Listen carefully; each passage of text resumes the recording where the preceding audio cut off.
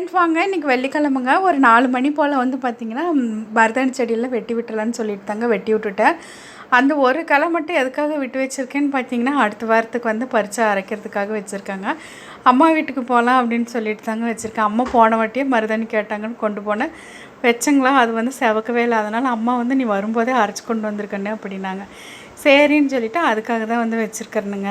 யோசனையாகவும் இருக்குங்க. வந்து இந்த வாரம் ஞாயிற்றுக்கிழமை ஊருக்கு போகலாமா வேண்டாமா அப்படின்னு சொல்லிட்டு யோசிச்சுட்ருக்கேன். அதனால் அதை அப்படியே விட்டு வச்சுருக்கேங்க. அடுத்த வாரமா இந்த வாரமா அப்படின்னு சொல்லிட்டு முடிவு பண்ணாமல் இருக்கோம்.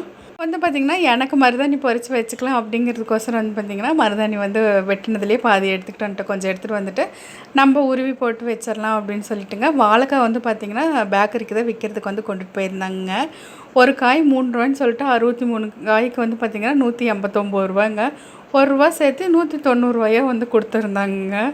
அப்புறம் ஒரு 3 காய் வந்து பார்த்திங்கன்னா கொஞ்சம் பழுத்துருச்சு. சரி இதெல்லாம் வந்து எடுத்துக்க மாட்டாங்க, நம்ம கட் பண்ணி பஜ்ஜி போட்டுக்கலாம் அப்படின்னு சொல்லிட்டு பார்த்திங்கன்னா எடுத்து வச்சுக்கிட்டேங்க. வாழைத்தார் வந்து தேன் வாழைத்தார், இது நம்ம தோட்டத்தில் இருக்கிறதாங்க, நம்ம சாப்பிட்றதுக்காக வச்சுருக்கேன்.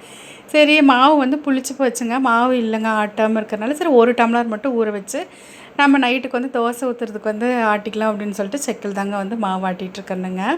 இப்போ மாவாட்டி எல்லாம் கலந்து வச்சுட்டு செக்கையும் வந்து பார்த்திங்கன்னா நல்லா நீட்டாக சுத்தமாக கழுவி விட்டுட்டு வந்துட்டுங்க.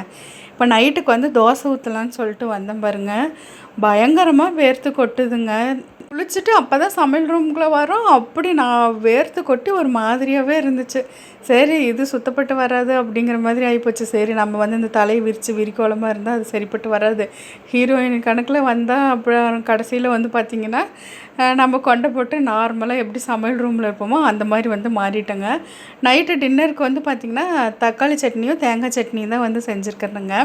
தோசை வந்து பார்த்திங்கன்னா ஊற்றுறதுக்குள்ளேயே பட்டு அந்த மாதிரி மத்தியான நேரம் கூட அவ்வளோ வெயில் தெரிவிக்கலைங்க.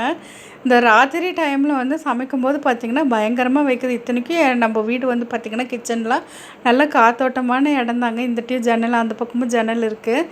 அப்படி இருந்துமே நல்ல ஒரு வெக்கையாகவே இருக்குது.